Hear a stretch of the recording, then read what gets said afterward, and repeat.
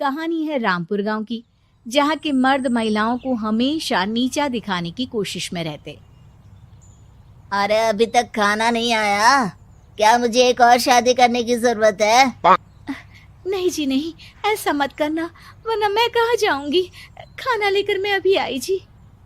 गांव की पंचायत में भी फैसले हमेशा औरतों के खिलाफ ही रहते। मैं जो फैसला सुनाता हूँ वो भगवान की आज्ञा होती है। इस लड़के ने अपने मन से शादी करके अच्छा नहीं किया। लड़के को घर भेज दो और इसकी शादी इसकी जाति की किसी लड़के से करवा दो, लेकिन ये लड़की, इसे तो गांव के बाहर निकाल दो। नहीं नहीं जमींदार साहब, ये क्या बोल रहे हैं? ऐसा नहीं हो सकता। मेरी बेटी मासूम है, इसे अच्छे बुरे की समझ नहीं है। अरे कहाँ जाएगी ये बेचारी? कहाँ जाएगी? इतनी चिंता है तो पूरे परिवार का गांव निकाला कर देते हैं। बेचारे पूरे बसे बसाए परिवार को गांव छोड़ना पड़ता है। चाहे जो हो, अगर बेटियों को कंट्रोल नहीं कर सकते तो गांव में रहने का कोई मतलब नहीं है। यहाँ औरतों को दब कर रहना होगा। कोई भी अपने हिसाब से कुछ नहीं कर सकता, सब ईश्वर की मर्जी से ही होगा।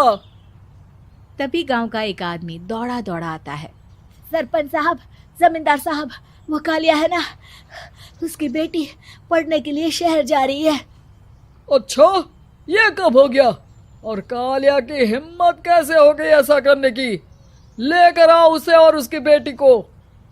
बस फिर क्या था, हाजिर हो जाते हैं कालिया और उसकी बेटी सरपंच के सामने। अरे कालिया, ये क्या सुनने में आ रहा है? बेटी को इंजीनियर बना रहा है तू? और ये बता, गांव में तो स्कूल नहीं है, फिर कहां से इतनी क्लास पास कर गई तेरी बेटी? राधा, जो कि कालिया की बेटी है, उसे लगता है कि सरपंच उसकी तारीफ कर रहे हैं। सरपंच जी, मैंने ऑनलाइन पढ़ाई की है, डिस्टेंस लर्निंग से। सभी में मैंने अच्छे नंबर पाए हैं, जिसे देखते हुए शहर की इंजीनियरिंग कॉलेज में मुझे स्कॉलरशिप मिली है।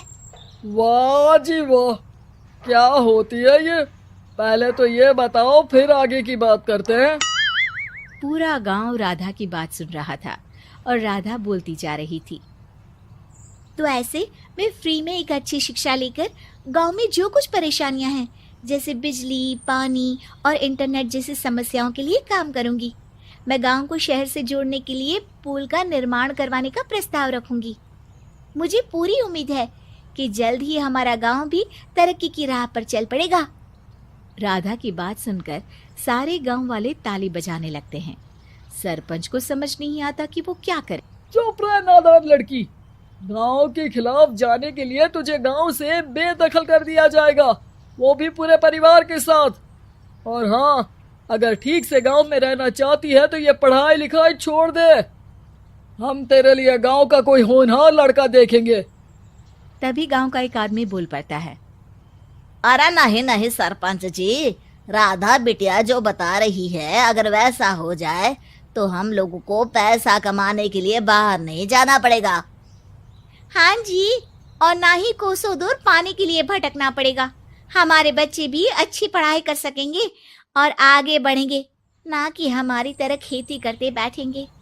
क्यों गांव वालों, राधा बिटिया का साथ देना चाहिए ना। सरपंच देखता है कि गांव राधा के साथ है तो वो चुप हो जाता है। वो घर आकर अपने सलाहकार से बात करता है, जो बहुत ही चालाक किस्म का इंसान होता है। अरे सरपंच साहब, आपको बहुत ही होशियारी से काम लेना पड़ेगा। एक बार गांव तरक्की कर गया, यहाँ के बालक पढ़ लिए तो कोई ना पूछेगा आपको। और फिर ये जो बेटा और बेटी है ना आपके, इनको भी आम लोगों की तरह ही जीवन जीना होगा। हाँ, लेकिन करे तो क्या करे? वो ना आप मुझ पर छोड़ दीजिए, बस मैं जैसा बोलूं करते जाइए। अगले रोज सुबह जब गांव वाले सोकर उठते हैं तो राधा के घर के बाहर और साथ ही वो लोग जिन्होंने राधा का सपोर्ट किया था, उनके घर के आगे लाल रंग से कल आऊंगी लिखा होता है। कल आऊंगी, यह क्या होता है? अरे यह तो खून से लिखा है, लगता है कोई भूत प्रेत या चुड़ैल का साया है। चलो सरपंच जी के पास चलते हैं। सभी सरपंच के पास जाकर उसे सारी बात बताते हैं। अरे ये तो बड़ी मुश्किल की बात है। चलो मैं एक बाबा को जानता हूँ, उन्हें बुला लेता हूँ। सरपंच बाबा को लेकर गांव के घर के बाहर जाता है।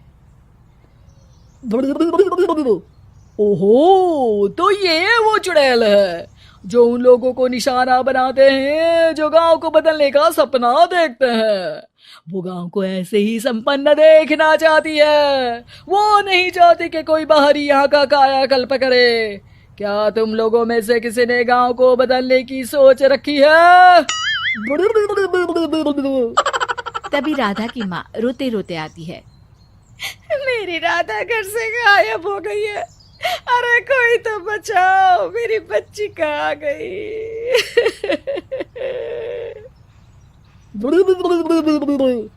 ले गई वो चुड़ैल, तेरी बच्ची को ले गई। अब वो उसे श्रापित करके छोड़ेगी, उस पर चुड़ैल का साया हो जाएगा। तभी बुरी सी हालत में राधा भी वहां आ जाती है। उसके बाल चुड़ैल की तरह फैले होते हैं और कपड़ों में खून लगा होता है। सभी राधा को देखकर डर जाते हैं।